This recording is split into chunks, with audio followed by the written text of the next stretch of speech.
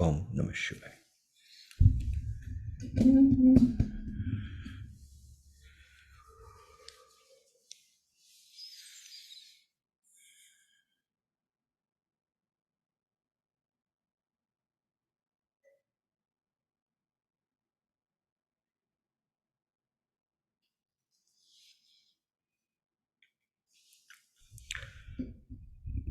तो आप सबका स्वागत है। हमने पिछली बार ये निर्णय किया कि हम शैव दर्शन के बारे में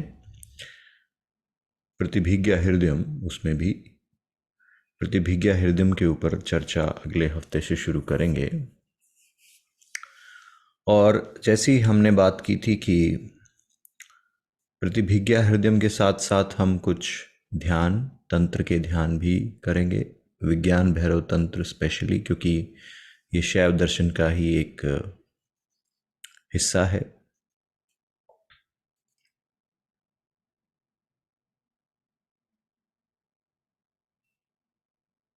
तो पहले हम थोड़ा सा समझने का प्रयास करेंगे कि ये जो हमारा शैव दर्शन है, इसका आधार क्या है और इसका स्थान क्या है आज के 21वीं शताब्दी में, जहां पर आर्टिफिशियल इंटेलिजेंस, जनरेटिव एआई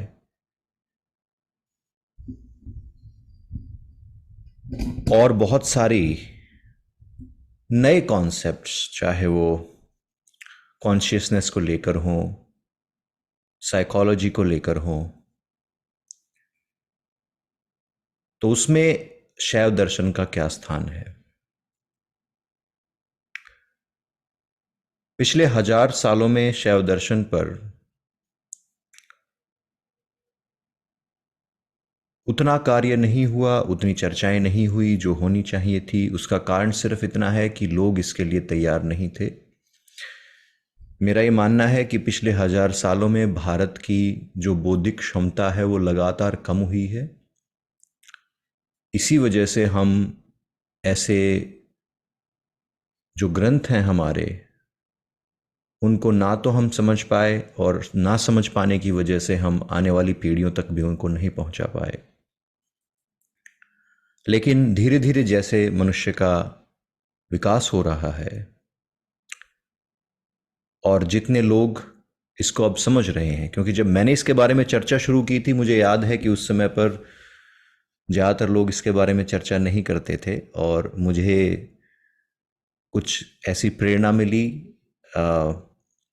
एक स्वप्न के माध्यम से कि एक शैव दर्शन के ही एक गुरु मेरे सपने में आए।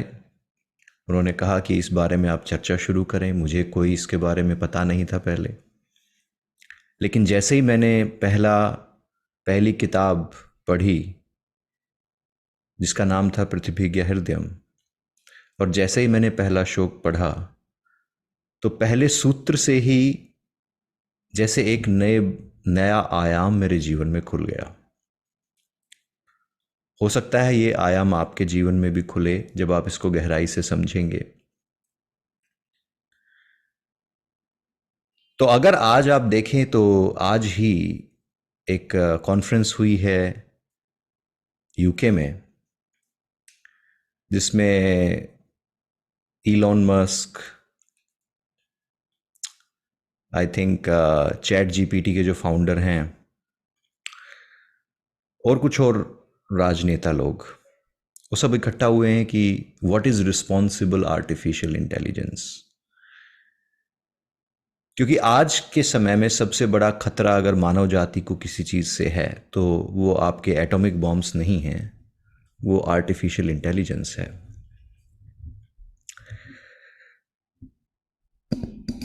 और आर्टिफिशियल इंटेलिजेंस में जो सबसे बड़ा बड़ा प्रश्न उनके सामने है, 1950 से इसके ऊपर काम शुरू हुआ था, जो आज तक भी सबसे बड़ा प्रश्न है, वो प्रश्न ये है कि क्या मशीनें सोच सकती हैं?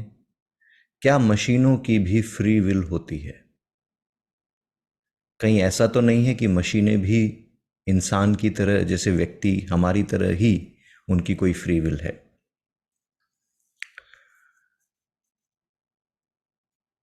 और नेचर ऑफ कॉन्शियसनेस को समझे बगैर हम इस प्रश्न का उत्तर नहीं दे सकते। क्या मशीनें हमारी जगह ले लेंगी? क्या मशीनें या आर्टिफिशियल इंटेलिजेंस ह्यूमन इंटेलिजेंस को रिप्लेस कर देगी? क्या मशीनों में भी वही कॉन्शियसनेस है जो ह्यूमंस में है? इन सारे प्रश्नों के उत्तर समझने के लिए हमें, अगर हम शैव दर्शन को पढ़ना शुरू करें तो हमें सारे प्रश्नों के उत्तर मिल सकते हैं। इसीलिए कई लोग अलग अलग यूनिवर्सिटीज़ में, यूएस में, रशिया में बहुत इंटरेस्टेड हैं शैव दर्शन के सिद्धांतों को लेकर।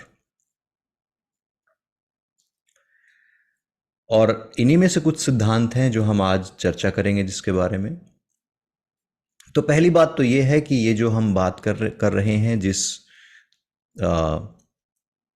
जिस ग्रंथ की या जिस ज्ञान की हम बात कर रहे हैं, यह समसामयिक भी है और यह पुरातन भी है। अगर आप जरा सोचें कि भारत के जो मनीषी थे, जो दृष्टा थे, जो ऋषि थे, उनके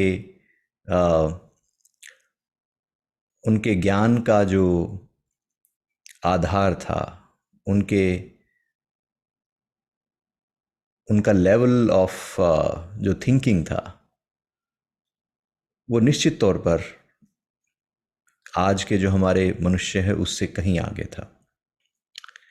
तो एक चर्चा हुई कि अगर आप सोचें कि एक बहुत सारे धर्मों का आधार यही है और एक बहुत साधारण सी एक बात है, एक बच्चा भी ये पूछ सकता है, लेकिन ये सबसे गहन प्रश्न है। और गहन प्रश्न ये है कि इस संसार का निर्माण क्यों हुआ? इस संसार का निर्माण क्यों हुआ? जो दुखी है उसको तो ये निश्चित रूप से प्रश्न आता होगा कि ये संसार बनाया ही क्यों गया? किसी ने संसार बनाया ही क्यों? जब इतना दुख है यहां पर, इतने लोग हर रोज सुसाइड कर रहे हैं, तो इस संसार की उत्पत्ति ही क्यों हुई?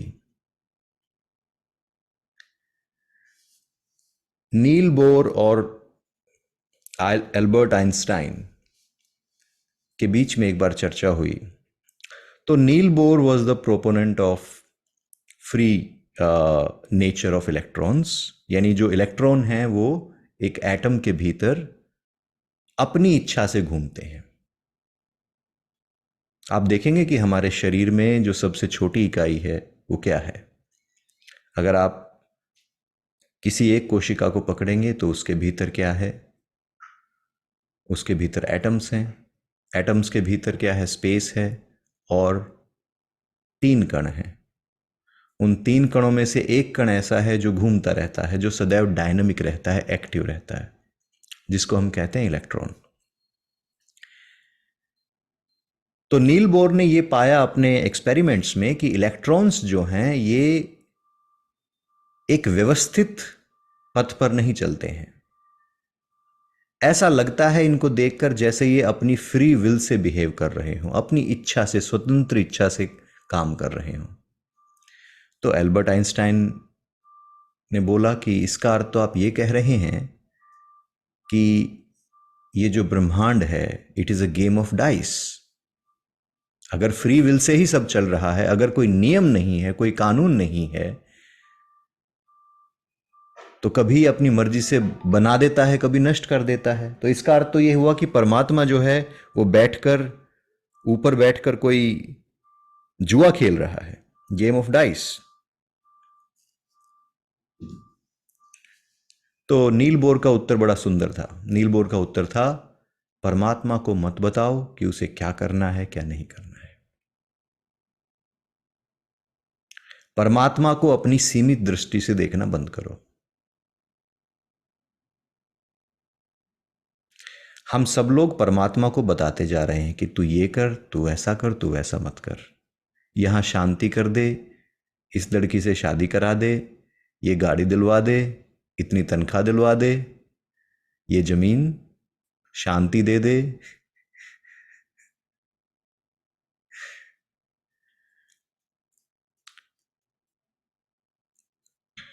क्या हम इस संसार को जैसा ये है वैसा स्वीकार नहीं कर सकते हैं? क्या हमें अपने नियमों में संसार को बांधना आवश्यक है? क्योंकि जैसे ही हम संसार को अपने नियमों में बांधते हैं, इससे किसी का लाभ तो नहीं होता, हानि सबकी होती है। जिसने भी इस सारे मनुष्यता को एक किताब में बांधने की कोशिश की है, उसने इस संसार का सबसे बड़ा नुकसान किया है। क्योंकि जो चैतन्य है, जो परम तत्व है, उसको बांधा नहीं जा सकता। तो यहां से इस विचार की शुरुआत होती है, जो शैव दर्शन का विचार है,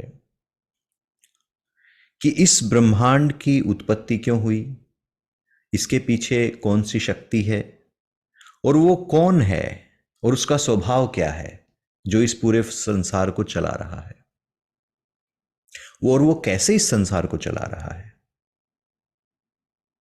इन्हीं सारे प्रश्नों का उत्तर 3-4 छोटे छोटे सूत्रों में हम आज और आने वाली कक्षाओं में देखने का प्रयास करेंगे। अब ये जो ग्रंथ है प्रतिभिज्ञा हृदयम, वस्तुतः इसका भी जो आरंभ है वो होता है वासुगुप्त से। वासुगुप्त कश्मीर के एक महान ऋषि थे। उसके बाद उनके शिष्य, उसके बाद अनुभवगुप्त और क्षेमराज, उन सब ने प्रतिभिज्ञा पर काम किया है। पर अगर हम समझें प्रतिभिज्ञा का आरंभ कहां से होता है, तो शिव दृष्टि से। शिव दृष्टि एक अद्भुत पुस्तक है, अगर आपको कभी मिले तो आप जरूर पढ़ने का प्रयास करें। थोड़ी सी भाषा उसकी जटिल होगी, क्योंकि संस्कृत से हिंदी में ट्रांसलेशन मिलेगा आपको, which is not going to be very convenient for you, क्योंकि उसमें जो उदाहरण दिए गए हैं, उसमें जो चर्चाएं उन्होंने की हैं आपस में, वो आज से लगभग 1000 साल पहले के कॉन्टेक्स्ट से ठीक लगती हैं। हालांकि अगर आप में पेशेंस है, धैर्य है, तो आज भी आप उसको समझ सकते हैं, लेकिन थोड़ा सा कठिन होगा, क्योंकि आप उस 1000 साल पहले के कॉन्टेक्स्ट को समझ नहीं पाएंगे कई उनमें श्लोकों में। तो क्षेमराज, जो कि शिष्य थे अनुभवगुप्त के, उन्होंने पूरी प्रतिभिज्ञा हृदयम को 20 सूत्रों में पिरोया। उन्होंने केवल 20 सूत्र लिखे हैं। ये 20 सूत्र आज का जो सबसे बड़े से बड़े वैज्ञानिक हैं, या एक छोटे से छोटा बच्चा है, किसी को भी समझ में आ सकते हैं, अगर हम ओपन माइंड से उनको समझने का प्रयास करें या ग्रहण करने का प्रयास करें।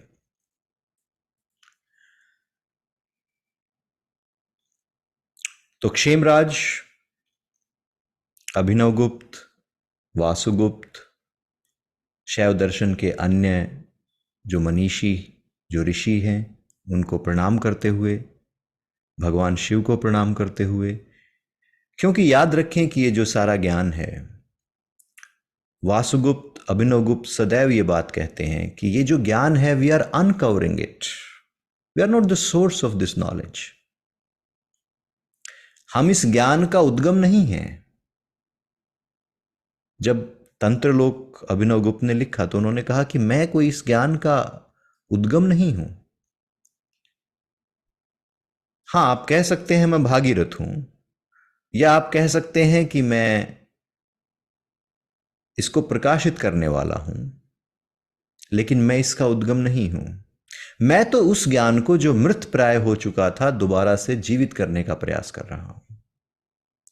अर्थात अभिनवगुप्त से पहले, हजारों साल पहले से यह ज्ञान है, और हम मानते हैं ऐसा कि स्वयं शिव ने यह ज्ञान इस पृथ्वी को दिया।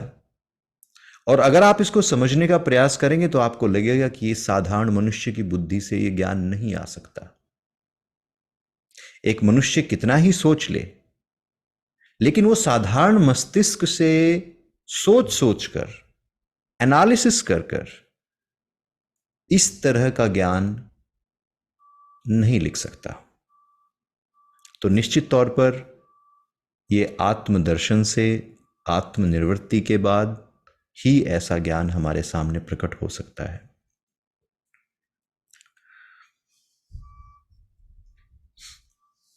इसके अलावा शैव दर्शन के संबंध में हम और बातें करेंगे आने वाले कक्षाओं में, लेकिन आज हम पहले सूत्र के बारे में चर्चा शुरू करते हैं। प्रतिभिज्ञा हृदयम का पहला सूत्र है चित्ति ही स्वतंत्रा विश्व सिद्धि हेतु। चित्ति ही का अर्थ है चैतन्य, कॉन्शियसनेस। चित्ति ही मीन्स वन, एक कॉन्शियसनेस, एक चैतन्य। इस पूरे ब्रह्मांड को जो अपने भीतर समेटे है, जो पूरे ब्रह्मांड को अपने भीतर से बाहर निकालती है, वो है चित्ती, वो है एक चैतन्य। चित्ती ही स्वतंत्रा विश्व सिद्धि हेतु, वह चित्ती स्वतंत्र है विश्व की सिद्धि के लिए। जैसे कि मनुष्य स्वतंत्र नहीं है, ज्यादातर मनुष्य हम स्वतंत्र नहीं हैं। कैसे स्वतंत्र नहीं है? क्योंकि हम जो कुछ भी करते हैं उसका कोई कारण होता है। बिना कारण के कभी आपने कोई काम किया? आपके हर कार्य के पीछे कोई ना कोई कारण है। हर कारण के पीछे कोई ना कोई और एक्शन है। तो जैसे हम देखते हैं for every action equal and opposite reaction. So ज्यादातर लोगों के जीवन में हम जो कुछ करते हैं वो रिएक्शनरी करते हैं, रिएक्शन से करते हैं। मन में कुछ विचार आया तो उसके रिएक्शन में आपने कुछ कार्य किया। We need a stimuli to act. अगर हमें स्टिमुलाई नहीं मिलेगा तो हम कुछ नहीं करेंगे। हम कुछ सोचते भी तभी हैं जब सोचना हमारी मजबूरी बन जाए। जीवन में कुछ ऐसी परिस्थितियां आ जाएं कि अब सोचना आवश्यक है। इसी प्रकार से आप देखेंगे साधारण मनुष्य के लिए अक्सर हमारा जीवन रिएक्शनरी होता है। तो हम स्वतंत्र नहीं हैं, हम बंधे हुए हैं। हमारे विचार बंधे हुए हैं, हमारे कर्म बंधे हुए हैं। जैसे कोई और कहीं से इसको चला रहा है और हम जैसे पहिए होते हैं गाड़ी में, वो अपना अपना काम करते चले जाते हैं। इसी प्रकार से ऐसा लगता है कि कोई और चला रहा है। जरा गौर से देखें आप। कोई नहीं चाहता युद्ध हो, कोई नहीं चाहता कि इतने लोग मरें, लेकिन कोई कुछ कर भी नहीं सकता। मरेंगे ही मरेंगे। कोई नहीं चाहता कि कोई गरीब हो, लेकिन ये हो ही नहीं सकता कि गरीबी ना हो। लोग गरीब होंगे ही, अमीर होंगे ही। तो ऐसा लगता है जैसे कि कोई और इसको चला रहा है और हम सब सिर्फ रिएक्शन देते रहते हैं बैठकर कि अच्छा हो गया या बुरा हो गया, मैं इसके साथ हूं, मैं उसके साथ हूं। तो इस प्रकार से जो भी हमारे विचार हैं और जो भी निर्णय आपने लिए, जो भी कर्म आपने किए, वो स्वतंत्रता से किए हैं। उसमें आपकी कोई स्वतंत्रता नहीं है। अक्सर ऐसा होता है कि जीवन में हम जो कुछ बनते हैं वो भी स्वतंत्रता से ही बनते हैं, स्वतंत्रता से नहीं बनते हैं। कोई इंजीनियर बन गया, कोई डॉक्टर बन गया, घर में किसी ने पुश किया तो वो डॉक्टर या इंजीनियर बन गया। तो हमारे आसपास का जीवन हमें जहां धकेले जा रहा है, हम उसी दिशा में चलते चले जाते हैं। तो ये हुआ परतंत्रता। तो स्वतंत्रता क्या है? स्वतंत्रता है फ्री विल, जिसे हम कहते हैं, अर्थात जो डिसाइडेड नहीं है। अब इसमें भी एक बात आती है, क्या ये ब्रह्मांड ये सब डिसाइडेड है कि क्या होगा? आप जरा सोचें कि हम ऐसा क्यों सोचते हैं कि ये जो ब्रह्मांड है ये सब प्री डिसाइडेड है, पहले से लिखा हुआ है कहीं पर। किसी ने पहले से बता दिया कि ऐसा होगा, फिर ऐसा होगा, फिर ऐसा होगा, फिर दोबारा से ऐसा होगा। हम क्यों ऐसा करते हैं? ये सारे कॉन्सेप्ट्स हम इसीलिए बनाते हैं क्योंकि हमें सिक्योरिटी मिलती है इससे। हमें लगता है कि सेफ है, कि हमने डिकोड कर लिया, हमने समझ लिया है कि विश्व कैसे काम करता है। और जितनी आपके भीतर बौद्धिक श्रेष्ठता होगी, जितना आपके भीतर आपका मानसिक विकास होगा, उतने ज्यादा अच्छे कॉन्सेप्ट आप बनाएंगे। जैसे अलग अलग धर्मों ने अपने अलग अलग कॉन्सेप्ट बनाए हैं।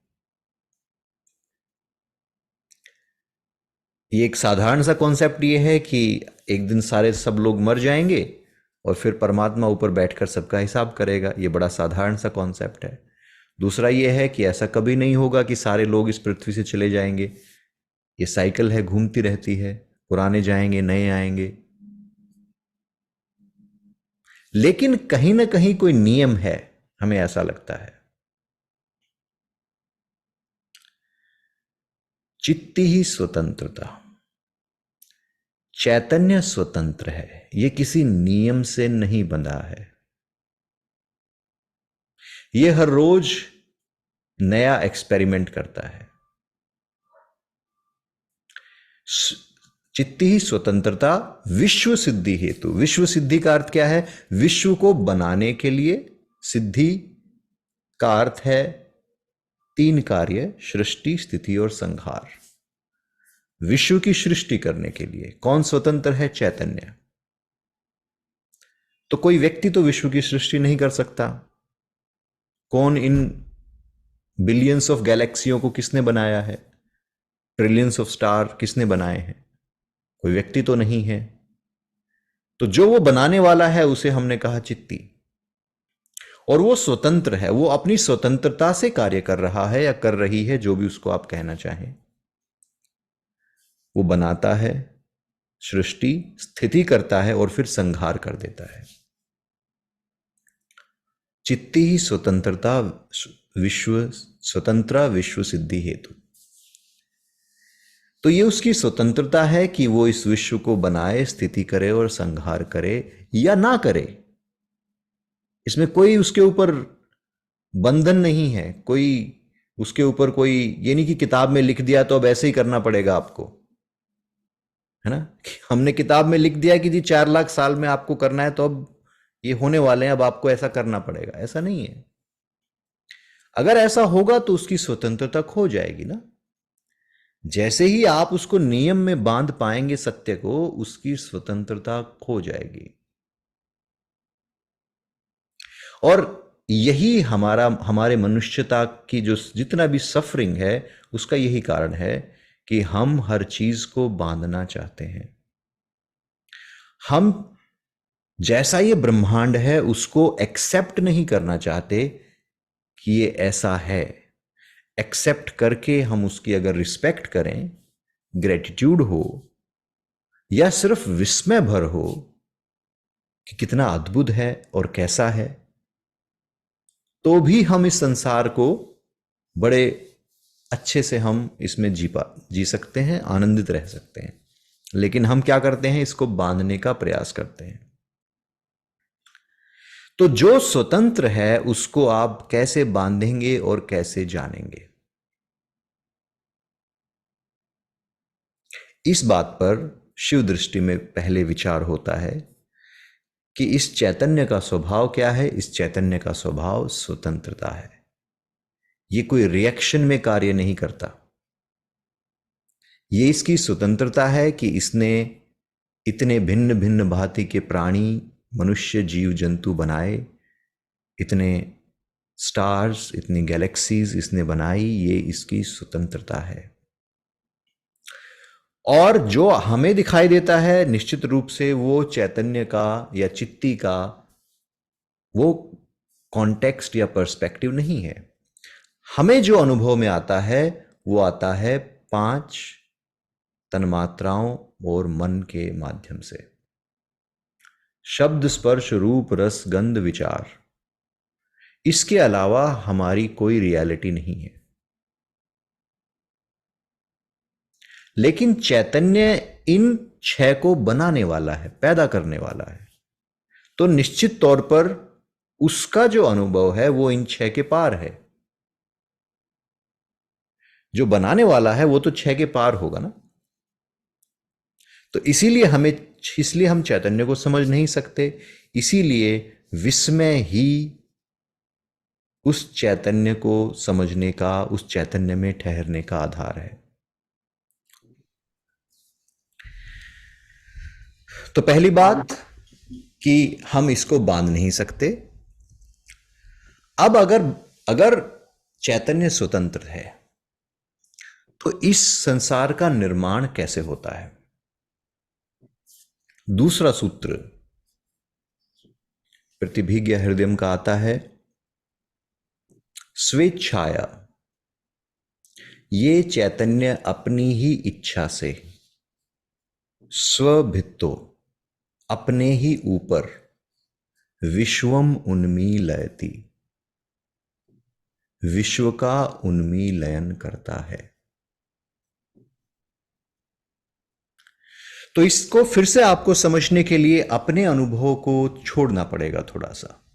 हालांकि हम उदाहरण देंगे कि जिससे हम अपने अनुभव से भी देख पाए।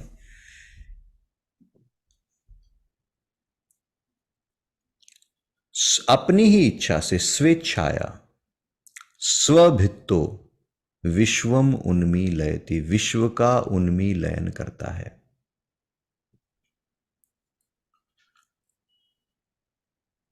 ये चैतन्य जो स्वतंत्र है अपनी इच्छा से विश्व को प्रसारित करता है। उन्मीलयन करने का अर्थ है प्रसारित करता है। और कहां पर करता है? स्वभित्तो अपने ही ऊपर प्रसारित करता है, कहीं और प्रसारित नहीं करता, स्वयं के ऊपर ही प्रसारित करता है, क्योंकि इसके अलावा कोई दूसरा तत्व नहीं है। अगर इसको आप सोचेंगे तो ये जो ब्रह्मांड है, अगर हम कहते हैं ये इनफाइनाइट है, तो निश्चित तौर पर कोई एक उद्गम इस पूरे इनफाइनाइट ब्रह्मांड का है, जिसको हमने चैतन्य कहा है। और वह अपनी ही इच्छा से स्वयं के ऊपर ही विश्व को का प्रसार कर रहा है लगातार। स्वेच्छाया स्वभित्तो अपनी ही भित्ति पर विश्वम उन्मीलयति। इसको समझने के लिए सबसे आसान तरीका यह है कि आप समझें कि जैसे हम किसी मूवी थिएटर में फिल्म देखने जाते हैं, आप बैठे हुए हैं, एकदम से पर्दे पर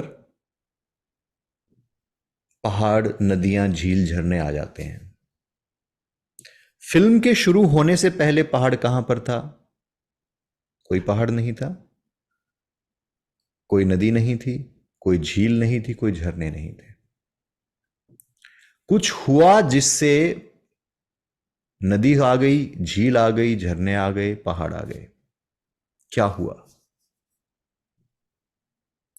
वो जो स्क्रीन है आपकी, वो प्रकाशित हुई एक प्रोजेक्टर की लाइट से।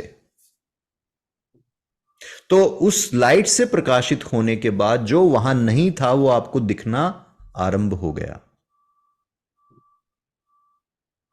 अब इस स्क्रीन को अगर आप देखेंगे तो इस स्क्रीन पर बहुत कुछ चल रहा है।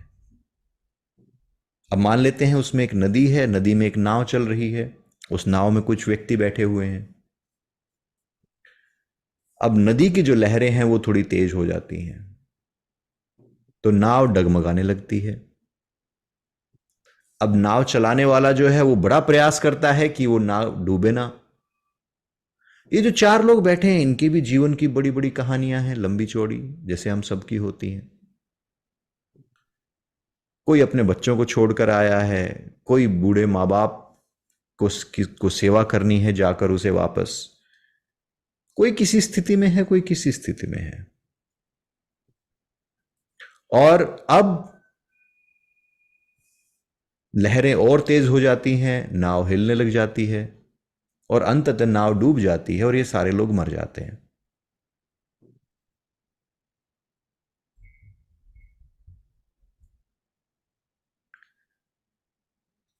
अब अगर आप देखेंगे तो ये जो दृष्टा है, जो देखने वाला है, उसके भीतर क्या अनुभव होगा? ओहो, बहुत बुरा हुआ, इतने लोग मर गए, कितना बुरा हुआ।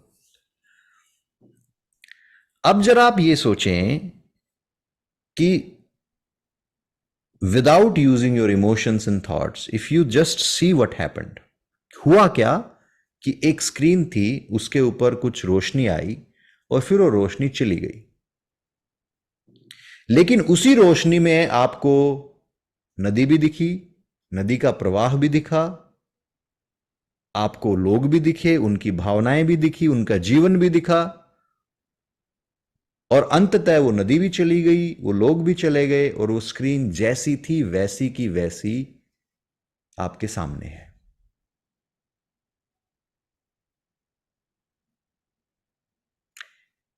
स्वेच्छाया स्वभित्तो विश्वमुन्मीलयति। अपनी ही भित्ति पर, स्वयं की ही स्क्रीन पर विश्व का ये प्रसार करता है। तो इसका अर्थ क्या हुआ कि वास्तव में ना कोई नदी थी, ना उसमें कोई यात्री था, ना कोई लहरें थी। ये लहरें होना, यात्री का होना, ये सब उस प्रकाश का खेल है। आप सब समझ रहे हैं ना? वस्तुतः वहां कुछ नहीं है, वहां वो स्क्रीन है। यही हम सबके जीवन की सच्चाई है। प्रणाम, एक सवाल पूछ सकते हैं अभी? जी जी जी। नमस्कार। नमस्कार। तो अगर चैतन्य की दृष्टि से देखें तो चैतन्य को वो लहरें और नाव का अनुभव हो रहा है कि नहीं? क्योंकि वो तो स्व प्रकाश है, तो वो तो सिर्फ अपने आप को ही एक्सपीरियंस कर रहे हैं। तो चैतन्य की दृष्टि से तो कुछ भी मल्टीप्लिसिटी नहीं है ना, जैसे ना तो नाव है, ना लोग हैं, ना लहरें। एब्सोल्युटली, बिल्कुल बिल्कुल। चैतन्य की दृष्टि से तो कुछ नहीं है, न लोग हैं, न नाव है, न लहरें हैं। ये पहला चरण है। और इसी प्रश्न में आने वाले सूत्र का रहस्य छुपा हुआ है। जो आपने पूछा है ना प्रश्न, इसी प्रश्न में आने वाले सूत्र का भी रहस्य छुपा हुआ है। पर भगवान जी, चैतन्य ऐसे भी तो देख सकता है कि मैं ही चैतन्य और मैं ही ये नाव और मैं ही ये रिवर और मैं ही डूबा और मैं ही उभरा, या फिर नहीं, चैतन्य बिल्कुल भी सिर्फ वो व्हाइट लाइट या ब्लैक स्क्रीन के सिवा कुछ नहीं देखता, या फिर वो ये देख सकता है कि उसके पास ये स्वतंत्रता है देखने की कि मैं चैतन्य, मैं ही सब कुछ बना और मैं नहीं भी बना, you know what I mean, like that way, या फिर बिल्कुल ही नहीं देखता। हाँ, तो अभी जो शांभवी जी ने पूछा कि, और मैंने कहा कि यही, इसी में जो इन्होंने प्रश्न पूछा है, इसमें अगले आने वाले सूत्र का रहस्य भी छुपा है। शुद्ध चैतन्य की दृष्टि से नथिंग एवर हैपन्स। शिव की दृष्टि से इतने लोग जो यहां बैठे हैं, इनमें से कोई भी एग्जिस्ट नहीं करता है। Nothing ever happens. इस संसार में कभी कुछ घटित नहीं होता, क्योंकि जो प्रोजेक्टर की रोशनी है उसको पता है कि ये मेरा ही प्ले है, ये मैं ही करने वाला हूं। इसीलिए शिव भाव को हमने कहा अहम अहम भाव। चैतन्य का भाव होता है सिर्फ मैं हूं, मेरे अलावा कुछ और नहीं है। सिर्फ मैं हूं, मेरे अलावा कुछ और नहीं है। मैं ही बनता हूं, मैं ही बिगड़ता हूं, और वस्तुतः मैं कभी बदलता नहीं हूं। यह है अहम अहम का भाव। और इस भाव को अनुभव करने के लिए हमारे बहुत सारे जो आध्यात्मिक संत हैं, आध्यात्मिक पुरुष हैं, या कोई भी आप लोग भी, हम अंततः इसी भाव तक तो पहुंचना चाहते हैं जिससे कि हमें वो निर्भयता आ जाए, जिससे कि हमें वो आनंद सदैव हमारे भीतर बहे। या आनंद ना हो, निर्भयता ना हो, मैं खुद को जान जाऊं, बस इतनी सी बात है। कि मैं स्वयं को पहचान तो लूं कि मैं हूं क्या। कभी मैं स्त्री बन के घूम रहा हूं, कभी मैं बच्चा बन के घूम रहा हूं, कभी मैं पुरुष बन के घूम रहा हूं। कभी मुझे लगता है गृहस्थ ही सब कुछ है, कभी मुझे लगता है संत बन जाऊं, कभी मुझे लगता है राजा बनना है, कभी मुझे लगता है भिखारी बनना है, कभी मुझे लगता है राजनीति अच्छी है, कभी मुझे लगता है कि अभिनय अच्छा है, कभी मुझे संगीत अच्छा लगता है, तो कभी मुझे खेल अच्छा लगता है। मैं हूं क्या, मैं हूं कौन? क्योंकि ये सारी चीजें जो मैंने कही, ये सब सुख और दुख दोनों देने वाली है। कोई ऐसा खेल नहीं है जो सदैव सदैव सुख दे, दुख भी देगा। कोई ऐसा अभिनय नहीं जो सदैव सुख दे, दुख भी देगा। कोई ऐसा कार्य नहीं है जो सदैव दुख दे, सुख दे या दुख दे।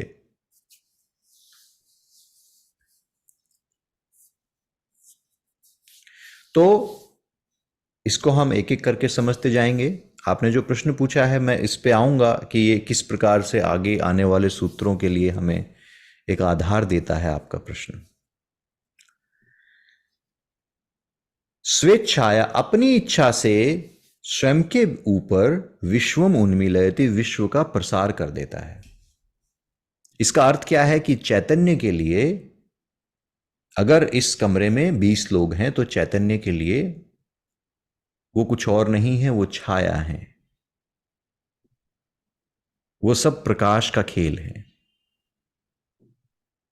तो आपके जीवन की जो बड़ी बड़ी कठिनाइयां, बड़े बड़े विराट माउंट एवरेस्ट जैसे दुख ना, सागर जैसे आपके भाव, इमोशंस, उसके लिए वो सब छाया है, कुछ नहीं है। क्योंकि आपका सारा जीवन ही छाया है। आप कभी आए, कभी चले गए, फिर कहीं और आए, कहीं और चले गए, फिर कहीं और प्रकट हुए, फिर ऐसा ही होता आ रहा है जन्म जन्मों से। कभी पुरुष रूप में आए, कभी स्त्री रूप में आए। जिन लोगों के साथ आप आ जाए हैं, कभी उनके प्रिय थे, फिर वो धीरे धीरे जिनके साथ प्रिय होते हैं, एक दिन उनके शत्रु हो जाते हैं। देखो, आप एक ही आदमी के साथ आप बार बार जन्म लेके देखो, आप एक दिन शत्रु हो जाओगे। आपने देखा ना, अक्सर शत्रुता भाइयों में ज्यादा शत्रुता होती है। तो जहां आज प्रेम है वहां शत्रुता हो जाएगी, जहां शत्रुता है वहां प्रेम हो जाएगा। ये तो चल ही रहा है। चैतन्य की दृष्टि से ये सब छाया है, ये धूप छांव का खेल है, या जिसे हम कहते हैं, जो जैसे मैंने कहा, अपनी ही भित्ति के ऊपर वो इस संसार का प्रसार करता है।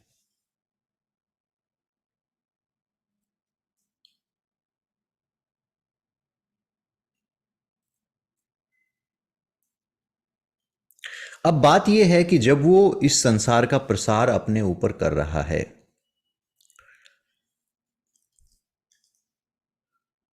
और चैतन्य को अगर ऐसा पता है कि ये मैं ही इस संसार को अपने ऊपर प्रसारित कर रहा हूं, मैं ही इतने सारे लोगों के रूप में बन के बैठा हुआ हूं, अगर चैतन्य को यह पता होगा तो हमारी इंडिविजुअलिटी का कोई औचित्य नहीं है। इसका अर्थ है कि आप सब चैतन्य हैं, बस आपकी शक्लें अलग अलग हैं, आपका शरीर अलग अलग है, आपका वजन अलग अलग है, आपके विचार अलग अलग हैं, आपके भाव अलग अलग हैं, लेकिन जो भीतर जो ज्योति है वो एक ही है। इस संसार का सब शुद्धतम व्यक्ति जो आज तक पैदा हुआ, और जो निकृष्टतम व्यक्ति जो आज तक पैदा हुआ, उन सब के भीतर वही ज्योति है जिसे हम चैतन्य कहते हैं। और वो ज्योति सदैव शुद्ध है। अशुद्धि उस ज्योति में नहीं है, अशुद्धि उस पात्र में है जिसमें वो ज्योति रखी गई है। वो पात्र आपका मन है, आपकी भावनाएं हैं, आपका शरीर है।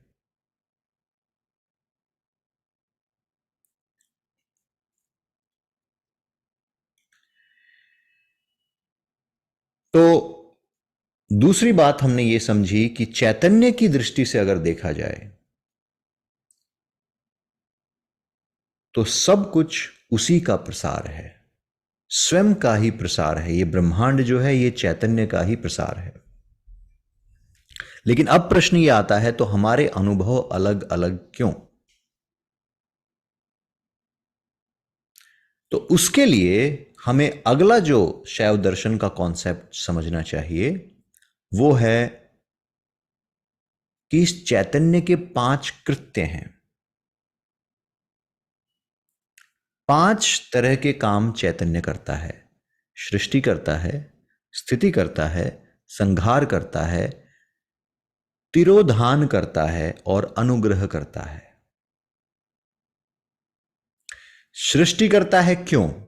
जिसका उत्तर हमने दिया, चैतन्य सृष्टि क्यों करता है? सीधा उत्तर है उसकी स्वतंत्रता है, उसकी कोई मजबूरी नहीं है। ऐसा नहीं है कि उसको कोई सृष्टि करनी है या कोई जबरदस्ती करवा रहा है। अगर उसको करनी हुई, जबरदस्ती कोई करवा रहा है, तो चैतन्य परतंत्र हो गया, उसकी इच्छा है। ऐसा भी नहीं है कि उसको एक सीमित समय के बाद दोबारा से करनी ही पड़ेगी, नहीं, ये उसकी फ्री विल है कि वो सृष्टि करता है।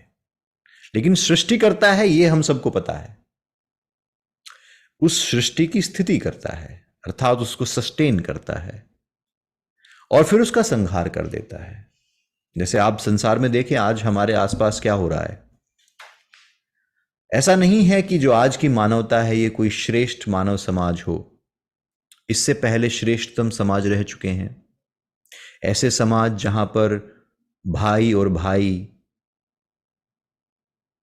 एक धर्म को, एक भ्रातृ धर्म, मातृ धर्म, पितृ धर्म, इन सब धर्म को निभाते हुए लोग जीवन जीते थे। अगर कोई व्यक्ति कुछ अलग काम करे तो लोगों को बड़ा आश्चर्य होता था, अरे ये अपना पितृ धर्म कैसे भूल गया, अरे ये अपने भाई होने का धर्म कैसे भूल गया।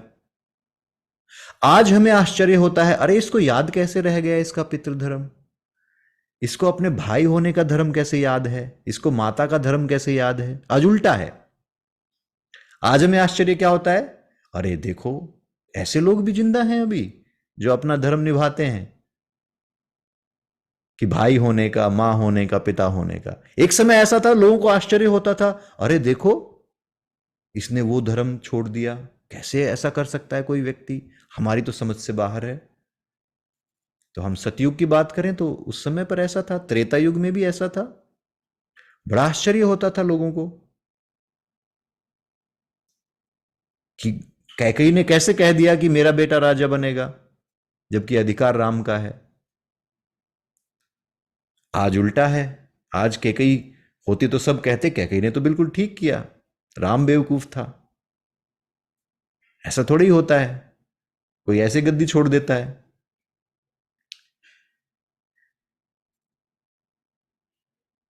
तो समय बदल रहा है, और जैसा हम कह रहे हैं कि ऐसा समय नहीं था कि सारे लोग सदैव ऐसे थे, नहीं। और फिर से ऐसा समय आएगा, यह भी निश्चित है। आज हम ऐसे समय में जी रहे हैं जहां पर सारी सुख सुविधाएं हैं, लेकिन फिर भी कोई लोगों के भीतर आनंद नहीं है, खुशी नहीं है। और पहले एक ऐसा समय भी था जहां पर लोगों के पास कुछ नहीं था, जंगल में रहते थे लेकिन सब आनंदित थे, सबके पास खाने के लिए खाना, पीने के लिए पानी, सब आनंदित थे।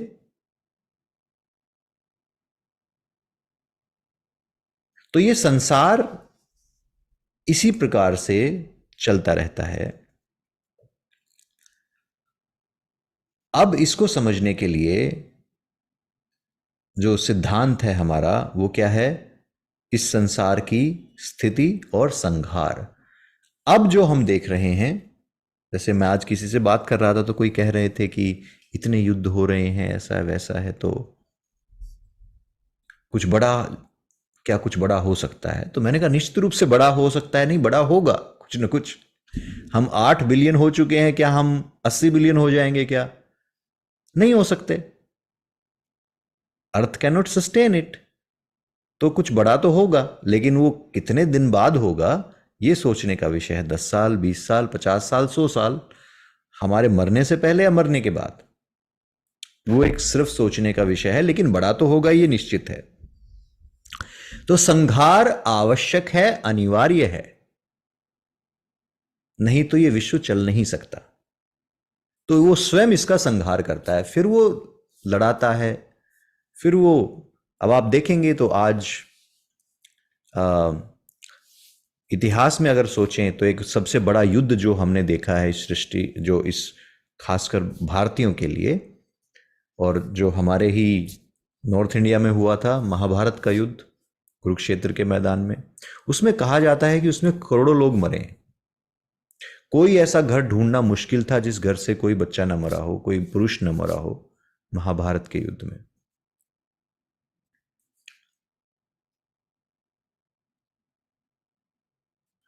अगर आप सोचेंगे कि उस युद्ध का आरंभ कहां से था,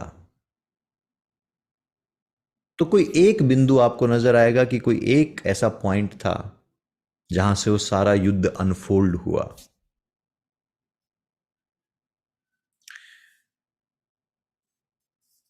जिस समय पर मनुष्य धर्म की चर्चा करते थे, धर्म पर चलते थे, उस समय भी कोई एक छोटी सी घटना से महाभारत हो सकता है। आज तो कोई धर्म पर नहीं चलता, सब अधार्मिक हैं। तो यहां पर तो घटना ना हो तो भी युद्ध हो जाएगा, पर निश्चित रूप से घटनाएं तो होती ही रहेंगी। तो चाहे वो अभी जो दो देशों के बीच में हो रहा है, पहले रशिया यूक्रेन, इजराइल, और ये होता रहेगा। और मनुष्य इसमें चारा बनते रहेंगे। तो जब तक हम सोचेंगे कि हम मनुष्य हैं, तब तक हम इसी सृष्टि स्थिति संहार में फंसे हैं। लेकिन चैतन्य जानता है, चैतन्य का यह अनुभव है कि ये मैं ही करने वाला हूं, सृष्टि स्थिति संहार। अब चौथा काम चैतन्य करता है जिससे हमारा अनुभव पॉसिबल है। कैसा अनुभव?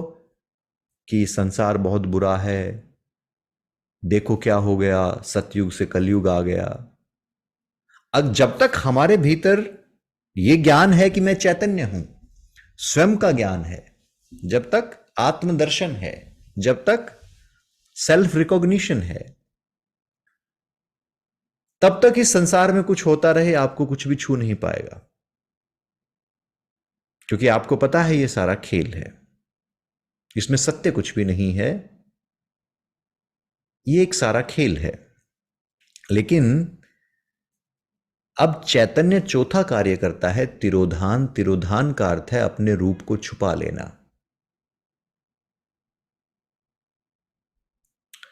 चैतन्य अपने आप को संकुचित करके छुपा लेता है।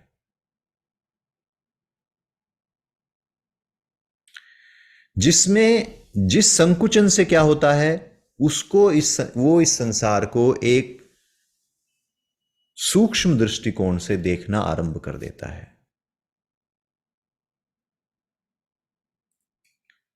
इसको कहते हैं तिरोधान। तिरोधान का अर्थ है कि अपने उस वाइड कॉन्टेक्स्ट को, पर्सपेक्टिव को छोड़कर एक संकीर्ण पर्सपेक्टिव से इस ब्रह्मांड को देखना, एक मनुष्य के रूप में इस ब्रह्मांड को अनुभव करना। जब वो इस मनुष्य के रूप में ब्रह्मांड को अनुभव करता है तो क्या होता है? उसे पीड़ा होती है। इसीलिए महात्मा बुद्ध ने कहा कि संसार पीड़ा है। और ये अल्टीमेटली जब तक आप स्वयं को नहीं जानेंगे, ये आपका अंतिम अनुभव है, पीड़ा।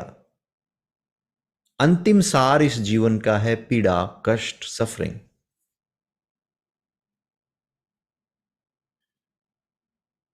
जो अभी जीवन को पीड़ा के रूप में नहीं देख पाते, अभी उनका बौद्धिक विकास नहीं हुआ है। अभी वो एक दो जन्म और लेंगे, दोबारा आएंगे, अंत में उनको इस संसार में पीड़ा का ही अनुभव होगा कि ये संसार पीड़ा देने वाला है। ऐसे लोग मिलेंगे आपको कि जो हर रोज शराब पीकर सो गए ना, या 8 रोटी खाकर लस्सी पीकर सो गए, और एक दिन ऐसे ही चले जाएंगे संसार से। लेकिन अभी उनका विकास होना बाकी है, वो फिर से आएंगे और उनको अनुभव होगा कि ये संसार पीड़ा है। जब वो पीड़ा का अनुभव होता है तो पांचवा कृत्य करता है चैतन्य, वो है अनुग्रह। अनुग्रह का अर्थ है वो स्वयं को प्रदर्शित कर देता है, स्वयं को दिखा देता है कि तुम मनुष्य नहीं हो, तुम पुरुष नहीं हो, तुम स्त्री नहीं हो, तुम कोई आत्मा नहीं हो, तुम कोई विचार नहीं हो, तुम कोई भाव नहीं हो, तुम बस चैतन्य हो।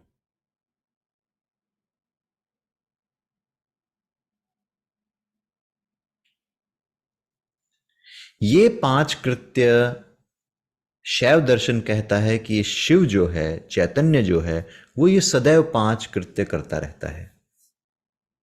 और ना सिर्फ वो बृहद रूप में करता है, वो सूक्ष्म रूप में भी करता है और आपके रूप में भी वो करता है।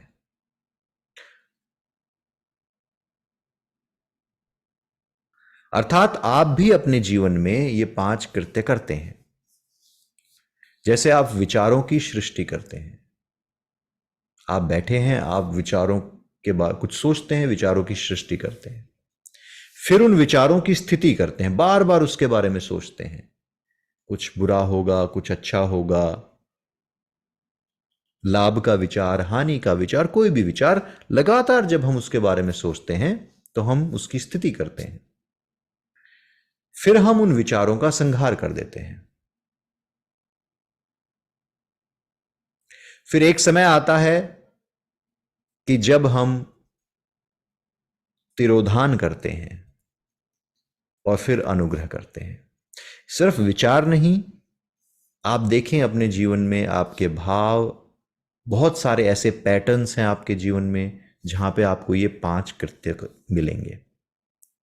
लेकिन फिर से हम शिव के ऊपर आते हैं, चैतन्य के ऊपर आते हैं कि चैतन्य का ये स्वभाव है कि वो ये पांच कृत्य करता है, सृष्टि करता है, स्थिति करता है, संहार करता है, तिरोधान करता है और अनुग्रह करता है। अब प्रश्न ये है कि वो ये करता कैसे है?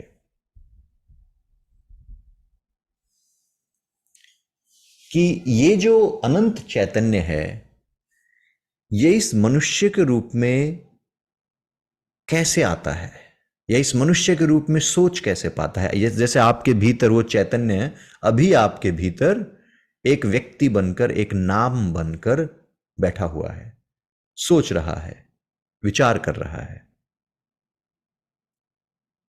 तो क्या कंडीशंस हैं जिन कंडीशंस को एक्सेप्ट करके, अर्थात अपना कर, ये चैतन्य आप बन जाता है, ये चैतन्य एक नाम बन जाता है, ये चैतन्य एक रूप बन जाता है?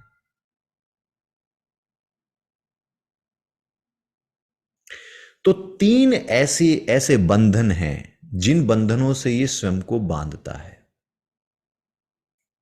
ताकि वो आपके रूप में कार्य करना शुरू कर दे।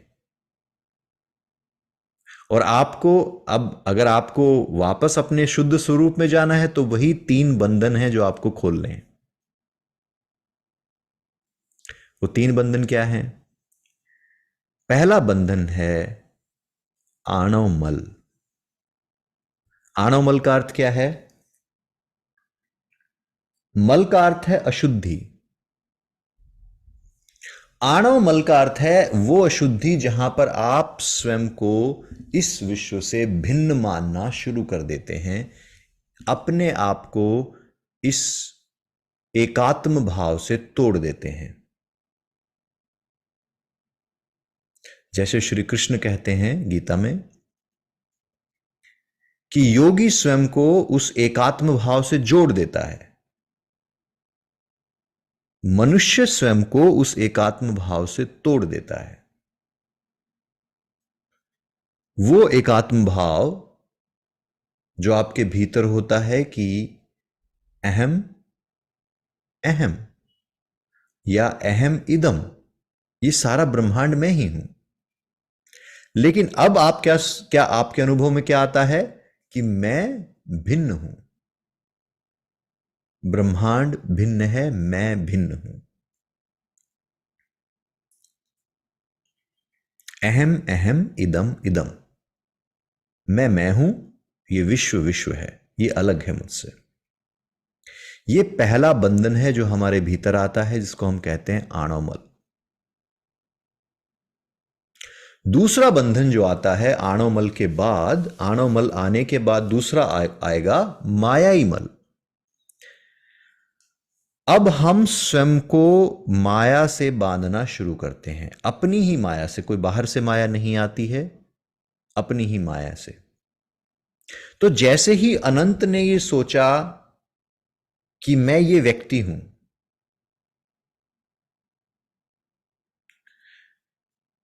उदाहरण के तौर पर आप रात को सोए और सपने में आप कहीं जा रहे हैं,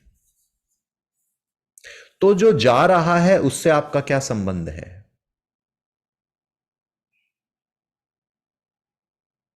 मान लीजिए आप सपने में सोए, आपकी आयु 40 साल है, सपने में आप 10 साल के बन गए। जो 10 साल का बनकर जो घूम रहा है, उसका सृष्टा कौन है, उसका रचयिता कौन है? मैं। राइट? कि मैंने वो 10 साल का बच्चा पैदा किया सपने के लिए, मैंने सपने में उसको भेज दिया। अब वो सपने में वो 10 साल का बच्चा कुछ कर रहा है, वो एक संसार है उसके आसपास। मान लीजिए वो जंगल में जा रहा है। अब ये जंगल कहां से आया? मुझसे आया। मैं ही उस जंगल का रचयिता हूं। बच्चे को किसने बनाया? मैंने बनाया। जंगल को किसने बनाया? मैंने बनाया। अब उस जंगल में हो सकता है कुछ जानवर हो, वो किसने बनाए? मैंने बनाए।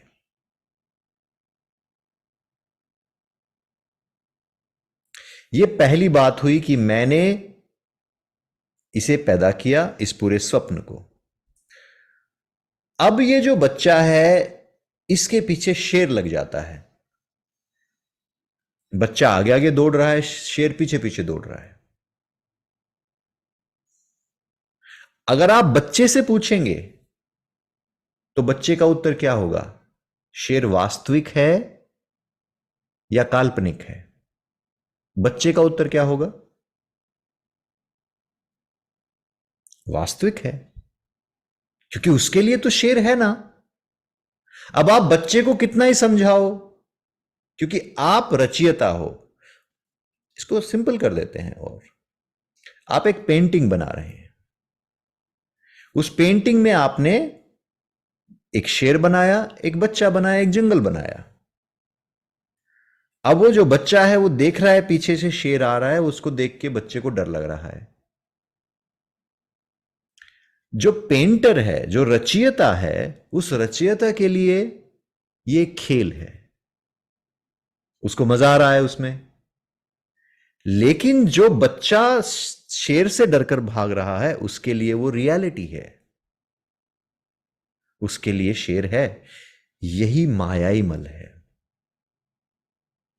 वास्तव में नहीं है, लेकिन आभास होता है कि है।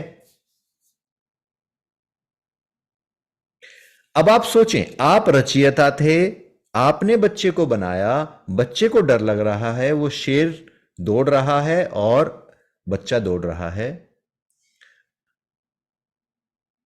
आप ये भूल जाते हैं कि मैं रचयिता हूं, आप वो बच्चे बन जाते हैं।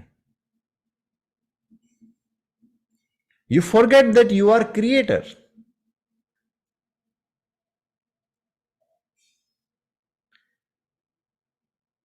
आप अपने स्वरूप को छुपा लेते हैं। अब अगर इस बच्चे के भीतर चेतना है, जो चेतना शेर को देखकर भाग रही है, बच्चे के भीतर चेतना है, राइट? ये चेतना इस बच्चे के भीतर किसकी चेतना है? क्या ये आपकी चेतना नहीं है? ये तो आपकी तो चेतना है, वो उस बच्चे के भीतर आप ही बनाने वाले हैं, तो बच्चे के भीतर भी तो आपकी चेतना है। लेकिन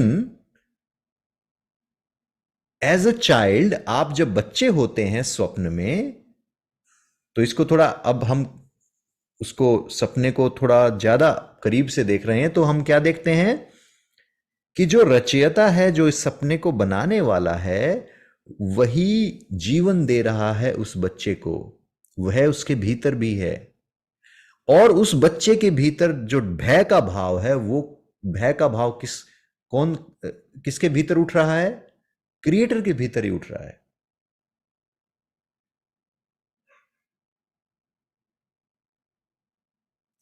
ये हो गया मायाई मल। अपने आप को पहले बच्चा समझ लिया और फिर उससे डर गए जो खुद बनाया था।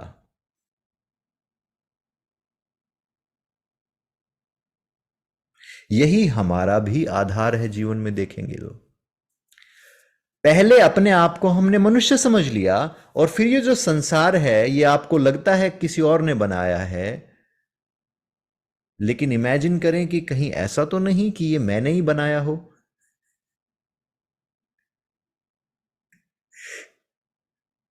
तो इस बात को हम अनुभव से प्रमाणित करेंगे आने वाली कक्षाओं में।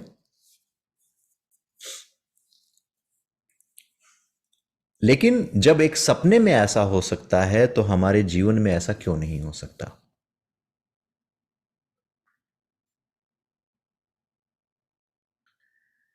सचय को, वही एक चैतन्य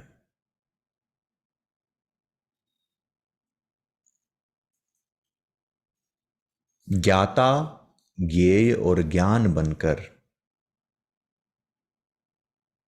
स्वयं को संकुचित करता है। इसके बारे में हम अगली कक्षा में डिटेल में बात करेंगे कि वही एक चैतन्य किस प्रकार से स्वयं को तीन में तोड़ता है: ज्ञाता, जानने वाला, ज्ञेय और ज्ञान। इसको थोड़ा सा समझने के लिए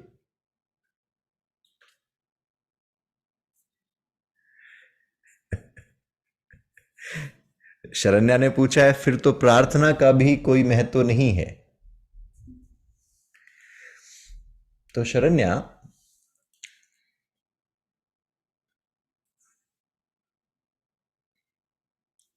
प्रार्थना का महत्व उस बच्चे के लिए है जो शेर से डरकर भाग रहा है। वो अगर प्रार्थना करेगा तो वो तेज भाग पाएगा।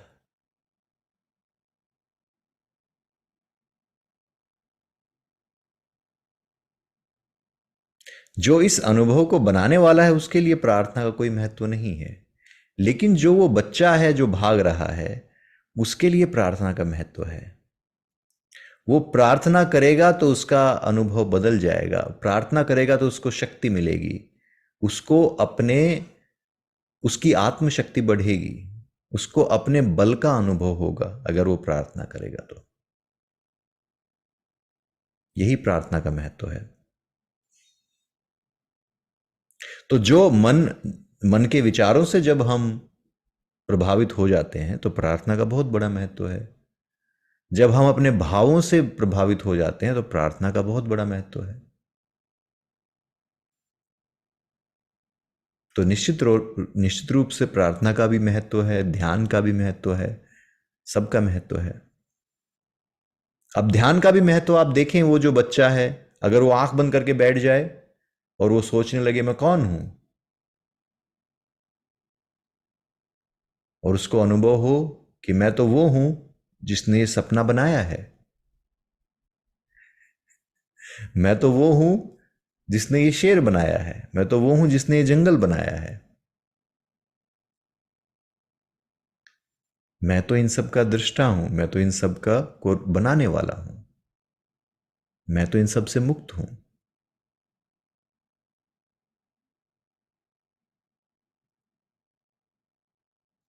तो उसके लिए ध्यान का भी महत्व है, उसके लिए प्रार्थना का भी महत्व है, उसके लिए पुस्तकों का भी महत्व है, सबका महत्व है उसके लिए।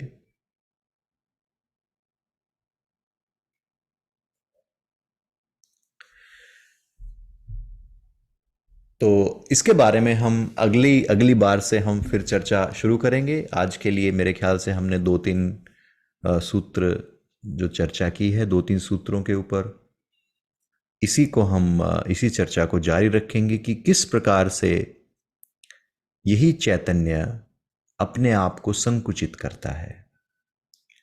किस प्रकार से वो धीरे धीरे शिव भाव से उतरकर सकल भाव तक पहुंचता है। पहले वो स्वयं को अहम अहम भाव में पाता है जहां पर सब कुछ वही है, लेकिन उसके बाद किस प्रकार से इन मलों का, इन कृत्यों का और जो उसका स्वभाव है, चैतन्य का जो स्वभाव है, उस स्वभाव से वो स्वयं को ही संकुचित करके एक मनुष्य के रूप में अपने अनुभव को लेता है। अगले कक्षा में हम इसके बारे में बात करेंगे। तो आज हम एक छोटा सा ध्यान करते हैं। आप याद रखें कि जो भी हमने आज चर्चा की है,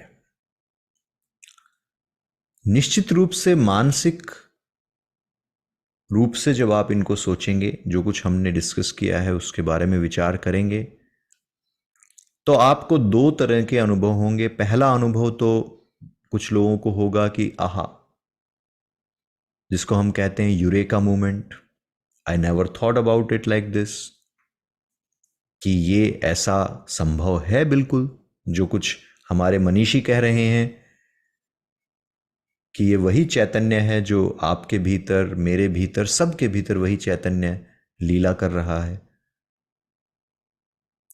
दूसरा हो सकता है कि कुछ इनमें से कुछ कॉन्सेप्ट ऐसे हों जो आपको अभी समझ में ना आए।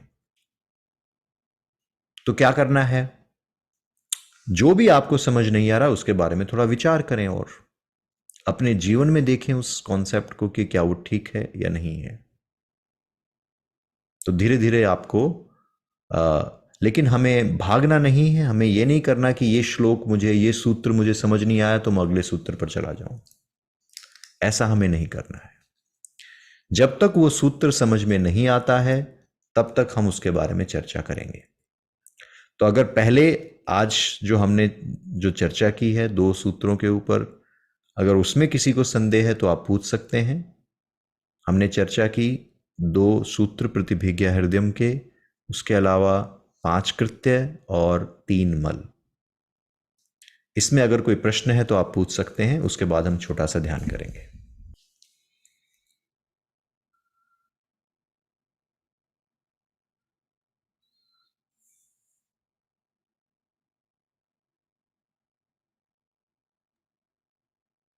गुरुजी, मैं वही वाला क्वेश्चन फिर से पूछ रही हूँ जो अभी स्टार्टिंग में किया था। आई थिंक मेरे ख्याल से शायद शिव भाव और सदाशिव भाव के डिफरेंस को ही शायद वो एड्रेस करता है जो शुरू में आपने बताया था। तो क्या, जैसे नाव, आपने नाव बोला, नाव में लोग बैठे हैं, तो अगर आप शिव भाव में हैं तो क्या शिव नाव नहीं देखते? मतलब ऐसे भी नहीं देखते कि ये नाव मैं हूं, ऐसे भी नहीं देखते ये नाव मैं हूं, ये देखने वाले सदाशिव भाव हो जाता है। शिव भाव is only not seeing anything. मतलब मैं ये समझना चाह रही हूँ कि आप जैसे कह रहे चैतन्य भाव या शिव भाव, उसमें और सदाशिव भाव में क्या फर्क है? क्या शिव भाव में आप उस नाव को अपना स्वरूप भी नहीं मान के देखेंगे? हाँ, आप यस नाव ही नहीं देख, अच्छा, यस आप यस नाव ही नहीं यस देखेंगे all together. Yes yes yes exactly. तो शिव भाव में नाव है ही नहीं। सदाशिव में आएगी और सदाशिव ये बोलेंगे कि मैं ये नाव हूँ, यस मैं ही बन गया ये नाव। यस तो कुछ भी अगर आपका परसेप्शन है तो आप सदाशिव में हैं, आप शिव में नहीं है। कोई भी परसेप्शन अगर है तो। Yes okay okay. Absolutely absolutely. तो जैसे हम इसके बारे में, जो बाकी लोग हैं, हम इसके बारे में चर्चा करेंगे कि सकल से लेकर शिव तक ये भिन्न भिन्न प्रमाता हैं। प्रमाता का अर्थ है प्रमाण देने वाला। 3 चीजें होती हैं। पहला होता है प्रमाता। प्रमाता कौन है? जो प्रमाण देने वाला।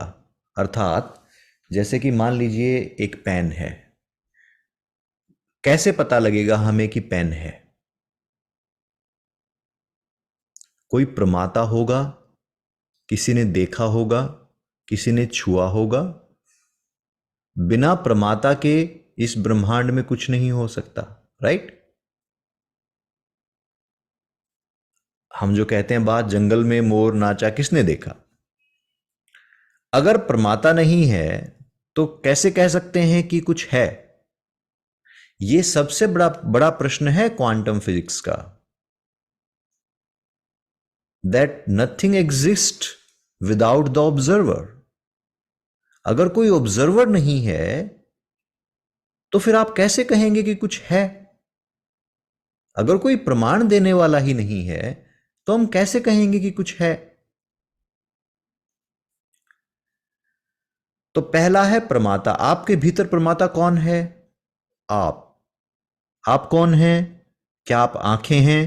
नहीं, आंखें बंद होती हैं तो भी तो प्रमाण मिलता है। प्रमाता तो फिर भी है। आंखें बंद हो गई, लेकिन जो आंखों से देख रहा था वो भी बंद हो गया क्या? वो चला गया क्या? वो तो कहीं नहीं गया ना। जैसे आप मुझे देख रहे हैं, आप एक समय के लिए आंखें बंद कर लीजिए। आंखें बंद होने पर दृश्य चला गया, लेकिन प्रमाता कहीं नहीं गया। प्रमाता तो वही है। प्रमाता कौन है? जो देखने वाला, दृष्टा। आंखें बंद हुई, दृश्य गया है, दृष्टा नहीं गया है। इसी प्रकार से आप कुछ सुन रहे हैं, सुनने वाला कौन है? प्रमाता। आपने सुनना बंद कर दिया, सुनना आपने बंद कर दिया तो क्या प्रमाता चला गया उससे? नहीं, प्रमाता तो फिर भी है। दृश्य समाप्त हो गए, प्रमाता है। शब्द समाप्त हो गए, प्रमाता है। स्पर्श समाप्त हो गया, अब स्पर्श है, अब नहीं है। स्पर्श नहीं है तो क्या प्रमाता नहीं है? प्रमाता तो फिर भी है। इसी प्रकार से विचार, जो हम कहते हैं I think therefore I am, नहीं। When I don't think I still am. मैं नहीं सोचता हूं तो भी तो मैं हूं। जब मैं गहरी नींद में हूं तो मैं कुछ नहीं सोच रहा हूं, लेकिन मैं तो फिर भी हूं, प्रमाता तो फिर भी है।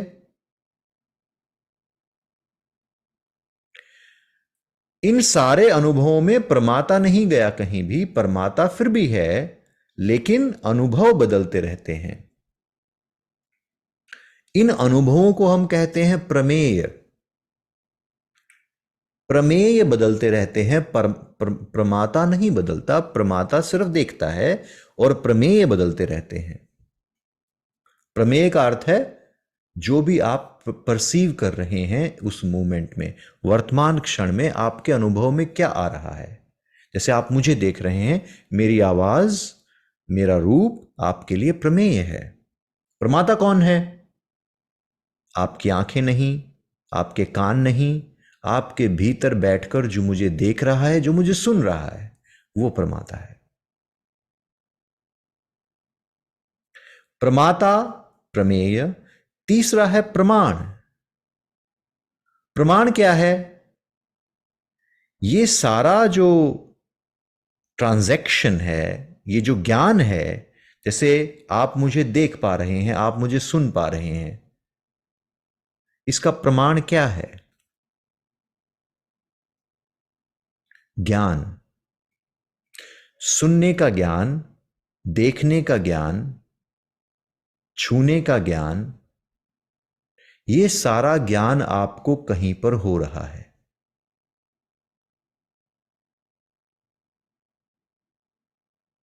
प्रमाता, प्रमेय, प्रमाण से ये विश्व बना है।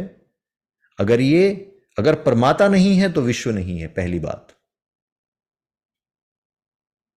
आप सोचिए जरा, प्रमाता नहीं है तो विश्व नहीं है। प्रमाता है तभी विश्व है। अब जरा हम इसको एक छोटे से ध्यान से देखेंगे। अभी इसी क्षण में जब आप मेरी बातों को सुन रहे हैं, आप मुझे देख पा रहे हैं, स्वयं से ये पूछें, आप आंखें बंद कर सकते हैं ताकि आप डिस्ट्रैक्ट ना हो, आपकी आंखें आपको डिस्ट्रैक्ट ना करें।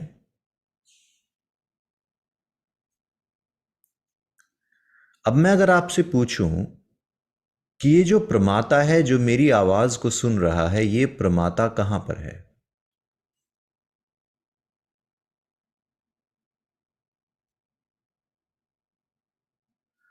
मेरे इन शब्दों को सुनने वाला,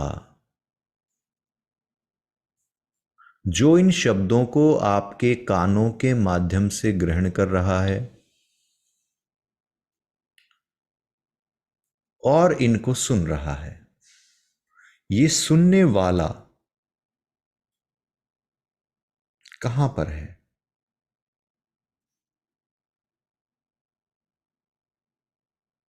अगर हम इस सुनने वाले को ढूंढेंगे तो ये जो प्रमाता है, शब्दों का प्रमाता है,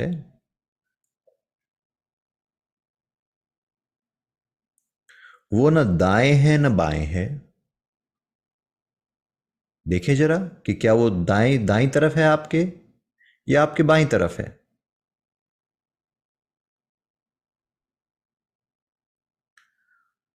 क्या वो ऊपर की तरफ है या नीचे की तरफ है। क्या वो आपके आगे की तरफ है या आपके पीछे की तरफ है।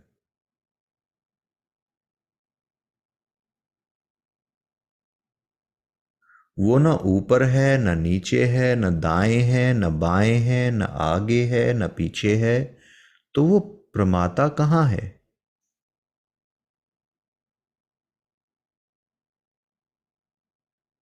क्या हम ये कह सकते हैं कि वो प्रमाता बाहर है। क्या हम ये कह सकते हैं कि वो प्रमाता भीतर है। आपका मन कहेगा कि हां भीतर ही होगा, लेकिन मन को छोड़ें, अनुभव में देखें।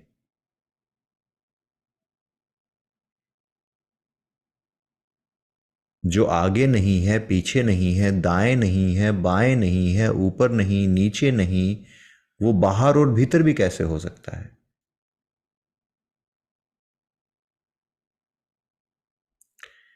क्या मैं ये कह सकता हूं कि वो प्रमाता यहां पर है, हियर, वर्तमान में है, इसी क्षण में यहीं पर है।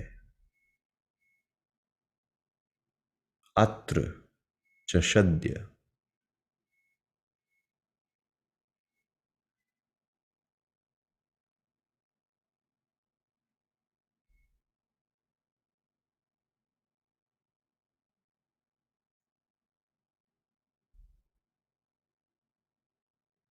तो ये तो हमने ढूंढ लिया प्रमाता को। अब हम ढूंढते हैं प्रमाण को। प्रमाण का अर्थ क्या है। मेरे ये जो शब्द आपको अनुभव हो रहे हैं, आपके कानों के माध्यम से आप तक पहुंच रहे हैं, प्रमाता तक पहुंच रहे हैं। ये मेरे शब्द आपको कहां पर अनुभव हो रहे हैं, किस स्थान पर अनुभव हो रहे हैं। फिर से हम देखेंगे कि क्या ये शब्द कानों से उतरकर कहीं मस्तिष्क की तरफ जा रहे हैं, मस्तिष्क में अनुभव हो रहे हैं, या हृदय में अनुभव हो रहे हैं, या शरीर के ऊपर, शरीर के नीचे, किसी अन्य दिशा में अनुभव हो रहे हैं। क्या मैं कह सकता हूं कि किसी भी दिशा में नहीं, मुझे प्रमाता की भांति ये शब्द भी यहीं पर अनुभव हो रहे हैं। क्या हम ये कह सकते हैं।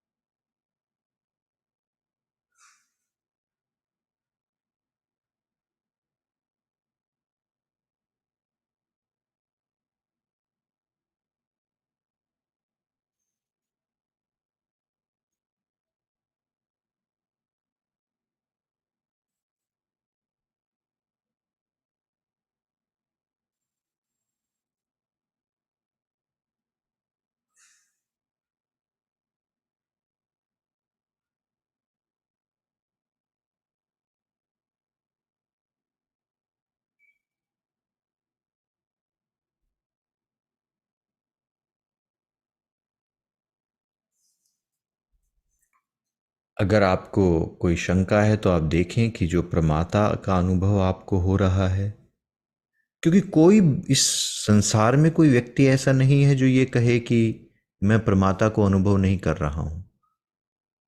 अर्थात मैं उस देखने वाले को, उस अनुभव करने वाले को, एक्सपीरियंसर को या प्रमाता को अनुभव नहीं कर रहा हूं।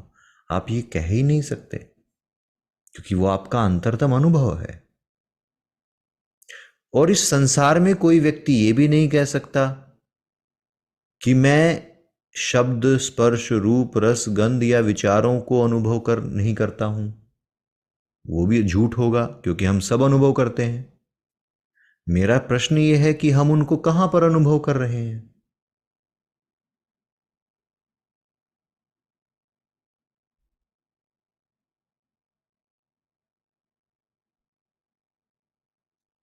और क्या मैं ये कह सकता हूं कि जो प्रमाता है और जो प्रमाण है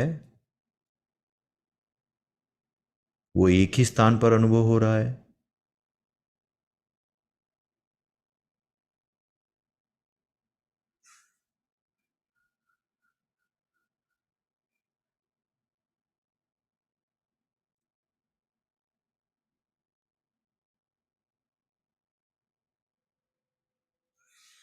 अब तीसरी बात कि जो प्रमेय है,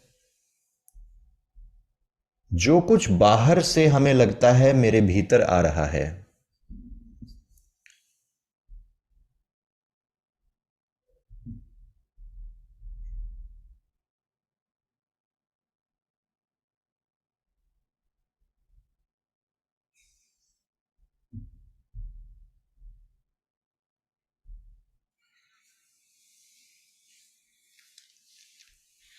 जो मेरे भीतर आ रहा है, बाहर से भीतर आ रहा है, इसका अर्थ क्या है?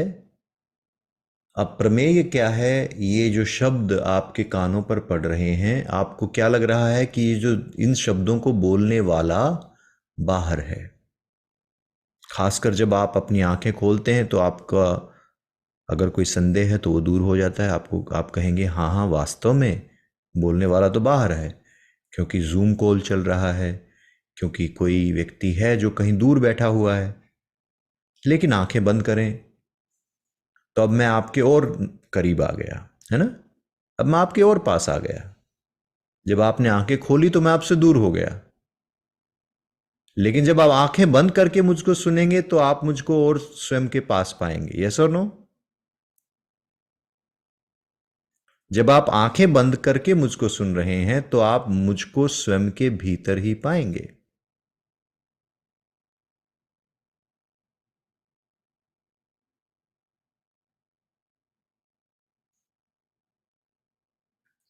तो ये जो प्रमेय है, ये जो अनुभव है, मेरी वाणी का, मेरे शब्दों का अनुभव,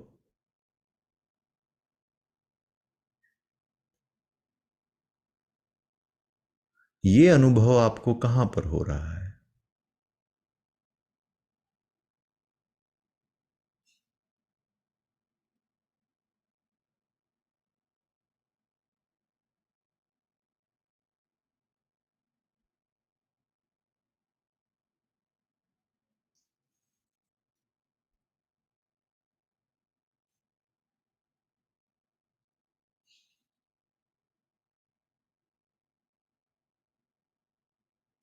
मेरी वाणी का अनुभव आपको क्या उसी स्थान पर हो रहा है जहां पर आपको प्रमाता का अनुभव हो रहा है?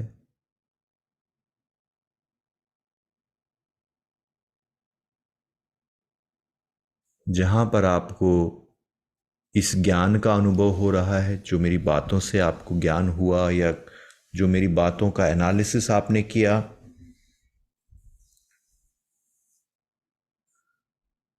क्या प्रमाता, प्रमेय, प्रमाण, ये तीनों एक ही जगह पर अनुभव हो रहे हैं?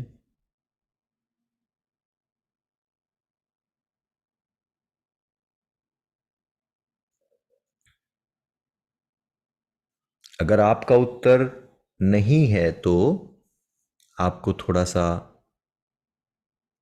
ध्यान देना पड़ेगा अपने अनुभव के ऊपर।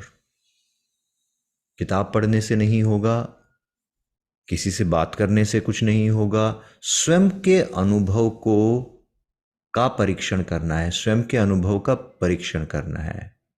अपने अनुभव, अपने जीवन को प्रयोगशाला बनाना है। फिर से देखें कि प्रमाता कहाँ है। उत्तर मिला यहां है। प्रमेय कहाँ है, ये शब्द कहाँ अनुभव हो रहे हैं। उत्तर मिला यहां अनुभव हो रहे हैं। ज्ञान कहाँ हो रहा है, प्रमाण कहाँ मिला। उत्तर यही मिला। तो इसी स्थान पर मुझे तीनों का अनुभव हो रहा है।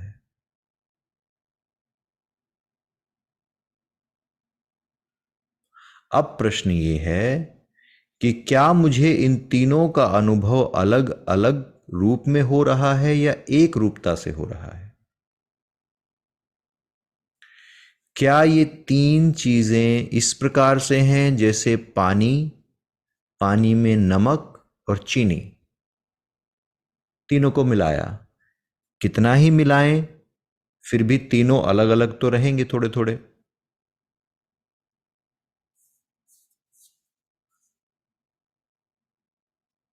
तो मेरा प्रश्न ये है कि क्या प्रमाता, प्रमेय और प्रमाण पानी, नमक और चीनी की तरह हैं या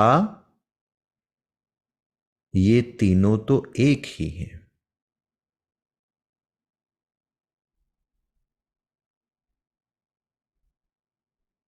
ये आपको अपने अनुभव में देखना है।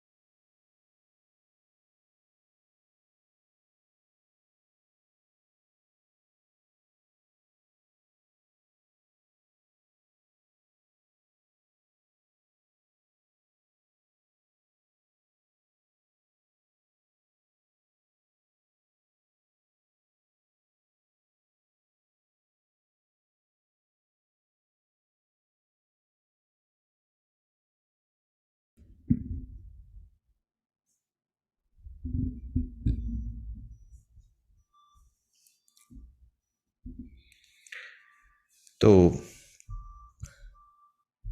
इस हफ्ते में आप ये परीक्षण करें कि जब भी आपको अवसर मिले आप देखें, जब भी समय मिले आप बैठें, इसी ध्यान को बार बार करें। देखें कि क्या प्रमाता, प्रमेय, प्रमाण तीनों भिन्न हैं या ये तीनों एक ही हैं।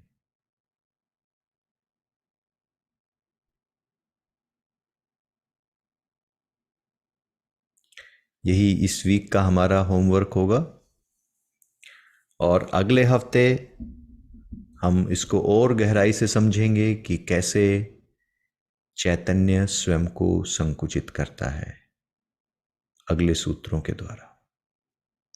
तो आज के लिए इतना ही। ओम चैतन्यम नमः। ओम नमः शिवाय।